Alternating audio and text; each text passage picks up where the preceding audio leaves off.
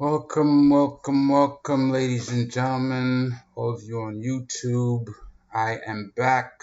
I am sorry that I've been gone so long, but I am back. I'll give you an explanation another time of why I've been gone so long.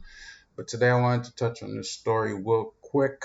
I hope everybody has an awesome weekend.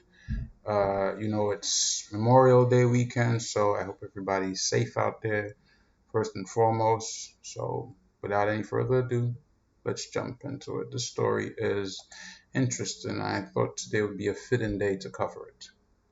For those of you who don't know who I am Bria. I'm an actress on Summer House Martha's Vineyard, and I'm here attending the film festival for business. I have been booked for events through my agent, and the festival goes from the 16th to the 29th. Yesterday, my sister and I were taken in by French authorities while we were shopping with my boyfriend because a woman had falsely claimed that we robbed her in Zara.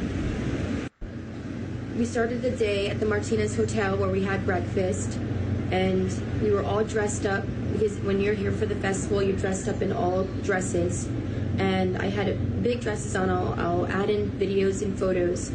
After we had pictures and breakfast at the Martinez Hotel, we went to the Corset to buy dresses for the Campari event that we were booked for with my boyfriend. We went to Hugo Boss, we went to Zara together, we went to Claire's, we went to a couple of boutiques.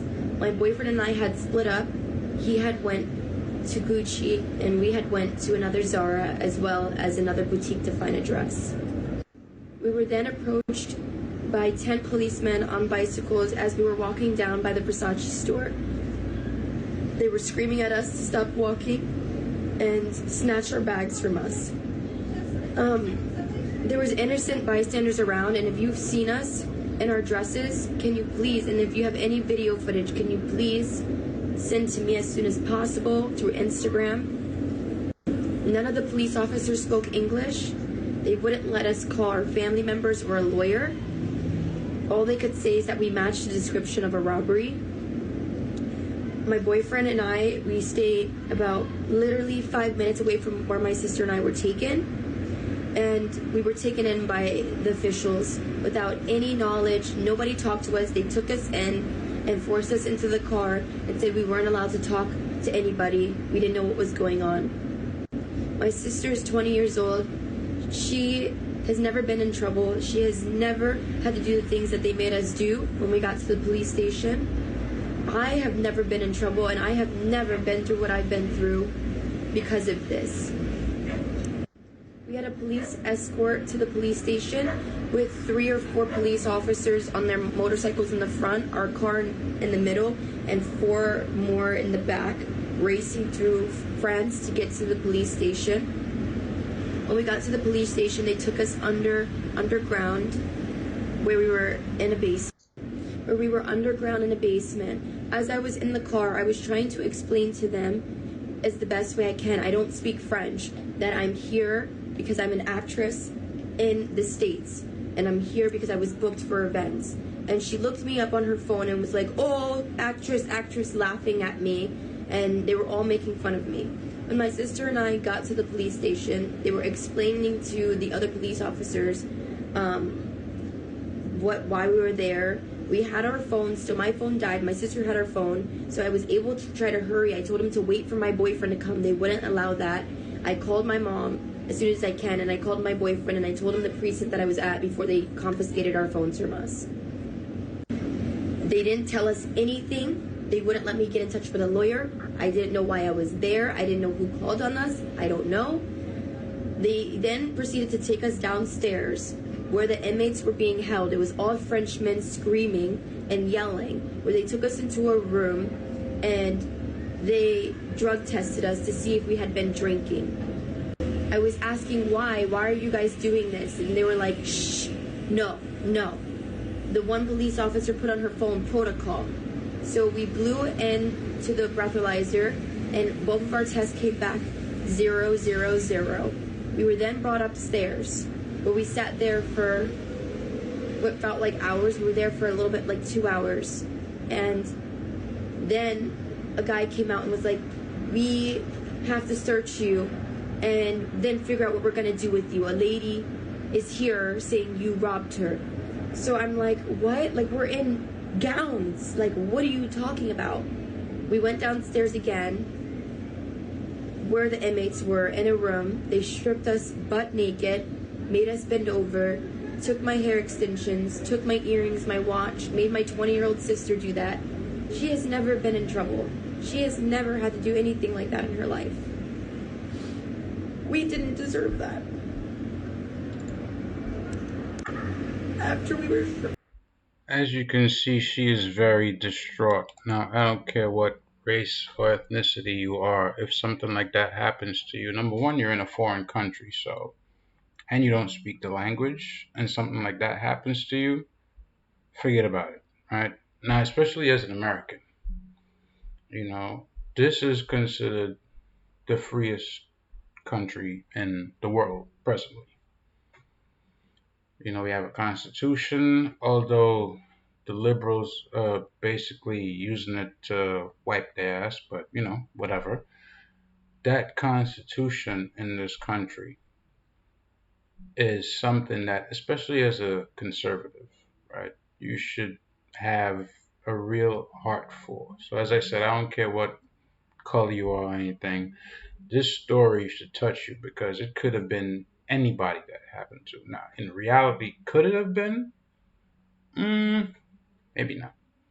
I feel like she was singled out because if you see the outfit she was wearing and then you roll up on this person and you see them dressed like that and you're like, I don't know, something's fishy here, right? She had this really like outlandish thing wearing. She's an actress and she's there for a performance that she was booked for.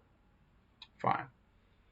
But to be taken to the precinct, no translator, not allowed to call a lawyer, nobody's explaining anything to you, they make you blow a breathalyzer, make you strip naked and bend over.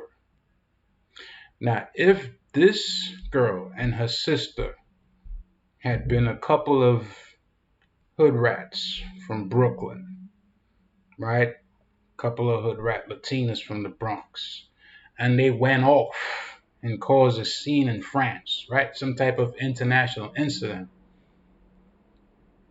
Every black conservative, white conservative would have been on YouTube talking all kinds of shit like, oh, this is, this is what you expect from them. But it's funny because I don't see any of the conservatives touching this and be like, man, that is wrong. And this is what separates me from those tap dancing conservatives that will jump on top of the table, put on their tap shoes, and tap for white people. I'm not into that. I'm not doing that. Yeah, racism exists, prejudice exists, people are people. It might be institutional in other places. It may not be, it might just be people, cogs within the system that act that way. But think about what I'm saying. This happened in France, which is not, a third world country. This is like France, right? Paris, France, Eiffel Tower, right?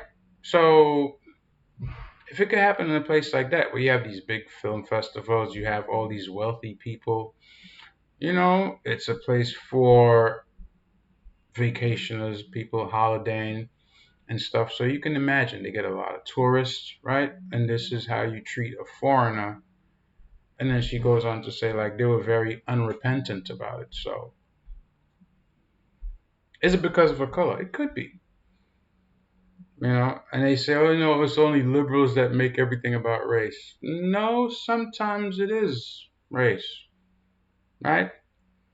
Sometimes people are that, they're just a-holes. That's, it's in a matter of speaking. That's just the facts of life. It happens here in America. It happens other places, right? I know people that are men that have went other places, men that look like me. They've went other places like Greece and had people be extremely racist to them. I know people that also look like me, women that have went to Greece and say, oh, I had such a nice time. Same thing with Italy. I know people that have went there, have had an awesome time, no problems. Others, not so much. The point is, it exists, it happens. If you're a Negro and you call yourself a conservative, you don't have to come on screen and tap dance for your white audience and pretend that it doesn't happen. It does happen. Now, do you have to make that the hill that you die on as a Negro and say, oh, this is so pervasive in our culture and our country that it's going to be the death of me? Obviously not. You don't have to. But don't deny that it happens. And when it does happen, call it out. That's all you have to do, right? Has some messed up stuff happened to us in the past? Yes. Does some messed up stuff happen now because of it?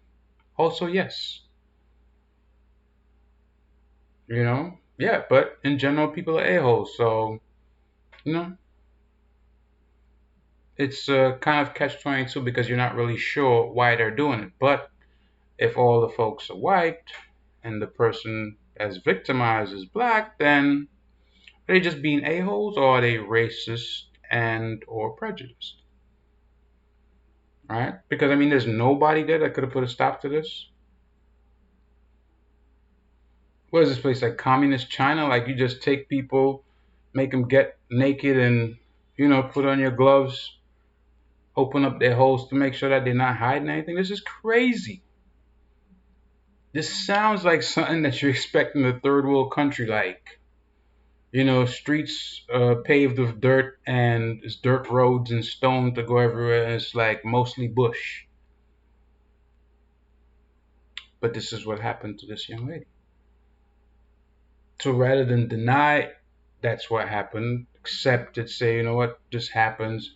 It's unfortunate. This place, this precinct, they need to be called out. These people that kidnapped and assaulted this woman, they need to be held accountable. And that's not just because it happened there. If it happens here, same thing. But anyway, I'm not going to keep this long. I just wanted to point this out on this day specifically, Memorial Day. The day you remember all the people that died for the protection of our rights and freedoms, right? Which is what actually makes this country great. It's not just the people, it's people that died to make sure that these rights and freedoms are protected. And I want people out there to really remember that. The human in you should see this and be like, wow, shit, if that was me, I'd have been pissed. You know what I mean? Like, imagine you and your peoples, y'all go to a foreign country, out shopping, having a good time, and all of a sudden you get accosted on the street by police. It's like, oh yeah, you robbed somebody, so we need to take you down to the precinct.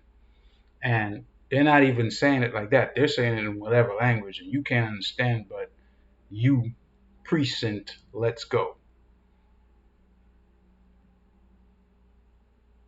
How would that make you feel in that moment? Imagine you're a grown man, you have to strip naked, bend over. I guess your first day in the slammer, right? Like you just got sent upstate to prison and, they got to do the checks. Make sure you're not hiding anything. Anyways, who feels it knows. That's all I'm going to say on that. Until next time, I hope you enjoyed the show. More to come. I'm out.